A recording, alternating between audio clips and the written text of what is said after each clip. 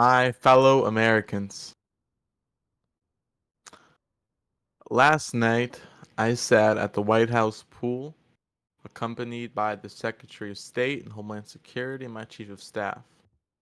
And the one thought that echoed across me for an entire hour was that I should not be president, yet I am. I felt out of place in the White House. For the past 2.5 years, I have become so accustomed to being the right-hand man to the man. And now I am being entrusted to become the man. The highest position I have ever been is the President pro tempore of the Senate. And even then, there is a significant lapse and lack of responsibility in comparison to this great office. In the primary election, I was vastly underqualified compared to my opponent. And yet the American people still opted to choose me. Every time I step into this office, I am reminded that there is still a duty to serve. While this is not the office that I may feel I belong in, it is the office that I have been chosen to perform and the one that I feel obligated to serve. The government must move forward. And we need somebody, as our president, who is willing to move it forward and overcome its obstacles. I am that person. Last night, the United States Senate convened and began the confirmation of many of my nominees. For that, I am thankful. Department of Justice nominees like former President Tony Giordano were passed, and he has since taken office as the acting Attorney General until the confirmation of Caesar Salad. These nominations have already started proving worthy, as the Office of the United States Attorney for the District of Columbia has already begun hiring, and I'm already hearing about their plans for the DOJ, from prosecutions to handling the subordinate agencies of the FBI and the U.S. Marshals. In fact, just last night, the U.S. Marshals were able to have 11 people online. That is something that we have not seen in a very long time.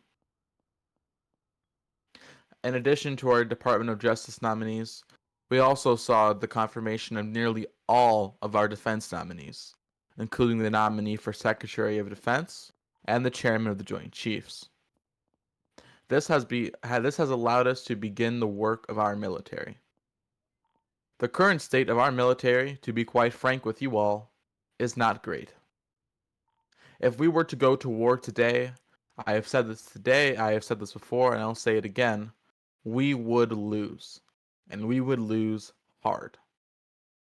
However, it is my personal goal and mission as your president to rearm our military and make it once more a symbol of hope, peace, and democracy all across the world. The lack of a strong military and strong U.S. infrastructure in general has allowed our government to be infiltrated and constantly disrespected. The Treaty of Babylon that on my first day in office I signed between the United States and Iraq will allow us to pivot in our foreign policy. For the longer end stretch of President Giordano's term, a main foreign policy objective seemed to be Iraq and the fear of war with Iraq. Iraq this, Iraq that. But I think that it is finally time to take Iraq off our minds, form peace, and allow ourselves to move forward.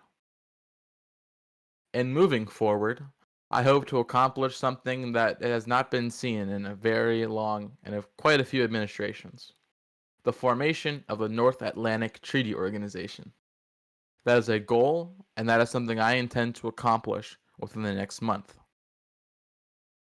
Speaking of plans within the next month, We have legislative initiatives that are being led by our Vice President and former 18th President Odur. He has been working lately very, very hard on forming pieces of legislation that will create the U.S. as an at-will employment country, which will help our people exit jobs and help our employers not get sued after they terminate someone because due to the current nuances of the system. Additionally, speaking towards more of our domestic policy, one very bold plan and initiative I hope to accomplish by early July is to officially close the Federal Protective Services and move and reorganize the Metropolitan Police Department under the Department of Homeland Security. This is because our government right now is simply too big. It is my firm belief that the more agencies and departments we have open, the more likely it is that we are going to be infiltrated. Because the more agencies we have means the more agency leaders we have. And that means more people with access to sensitive security information. This just will not do. So, by taking this drastic step, it will allow us to have one firm department. As currently the Federal Protective Service and the Metropolitan Police Department do very much of a similar thing. And except the difference is that the Metropolitan Police Department has more members and it has a broader scope and purpose in comparison to the Federal Protective Service. So by moving it under DHS to substitute out the FPS, we will have equal amounts of agencies on the Department of Homeland Security and the Department of Justice, as well as ensuring that our government is not completely large and unsafe. This is just the beginning. What I have explained to you today are our goals for only the next month. Our goals reach far beyond the next month, though. What I want to happen here during this administration is something that will carry on beyond it.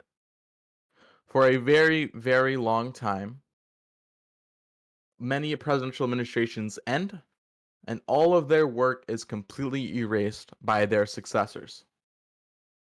That is not something I intend to happen this time around. Because the changes we make are for the better of the people. They are not for political points, and they are not for votes.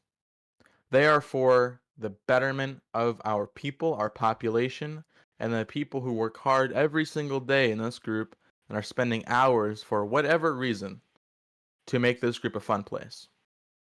Because at the end of the day, this is a Lego game, and our main goal is that everybody has fun. That is what we have planned for the next month, and I hope to address you all once more next month to address the midpoint of our term and discuss how we intend to close it. Thank you all for listening. I wish you all a great afternoon, and I will see you all tomorrow. Thank you.